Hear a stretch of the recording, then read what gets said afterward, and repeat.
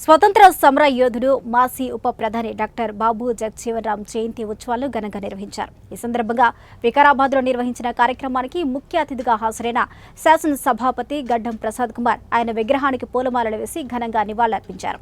అనంతరం సభాపతి గడ్డం ప్రసాద్ కుమార్ మాట్లాడుతూ బాబు జగజ్జీవన్ రామ్ బీహార్ బాల్యంలోనే అంటరానితనాన్ని, కుల వివక్షతను ధైర్యంగా ఎదిరించిన ధీరశాలి అని కొనియాడారు.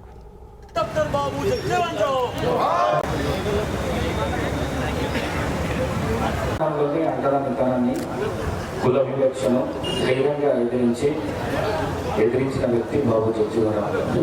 బీహార్లోని చిన్న గ్రామంలో పుట్టిన జగజ్జీవన్ రామ్ గారు దేశ స్థాయిలో చిన్న పదవులను అలంకరించారు. స్వాతంత్ర సమరయోధంలో పాల్గొని జైలు జీవితం గడిపారు. స్వతంత్ర భారతదేశ రాజ్యాంగ రూపకల్పనలో సభ్యునిగా అన్ని వర్గాలకు సమన్వయం జరిగే విధంగా నిర్వహించారు. భారతదేశ తొలి కార్మిక శాఖ మంత్రిగా, తదుపరి వ్యవసాయ శాఖ నిర్వహించి దేశంలోనే అత్యధిక కాలం కేంద్ర మంత్రిగా కొనసాగిన రికార్డు వారు సొంతం చేసుకున్నారు. దానితో పాటు 1936 నుండి 1986 వరకు 50 సంవత్సరాలు చట్టసభల్లో సభ్యునిగా ఉండడము ఇది వరల్డ్ రికార్డు.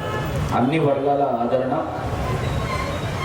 సేవాభావంతో వారు అన్ని దశాబ్దాలుగా రాజకీయ ప్రజా జీవితంలో కొనసాగారు. నేటి రాజకీయ నాయకులకు బాబు జగజ్జీవన్ రామ్ గారు ఆదర్శంగా నిలబడతారు. పదవులకు వన్నె తెచ్చిన నాయకులు బాబు జగజ్జీవన్ రామ్ గారు. భారతదేశ మొదటి కార్మిక శాఖ మంత్రిగా దేశంలో కార్మికుల హక్కుల పరిరక్షణ అనేక చట్టాలను రూపొందించారు.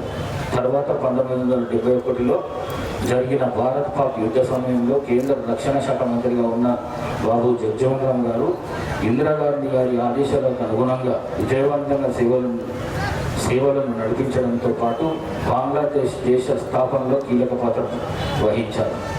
1974లో కేంద్ర వ్యవసాయ శాఖ మంత్రిగా ఉన్నప్పుడు హరిత విప్లవం ప్రారంభించి దేశంలో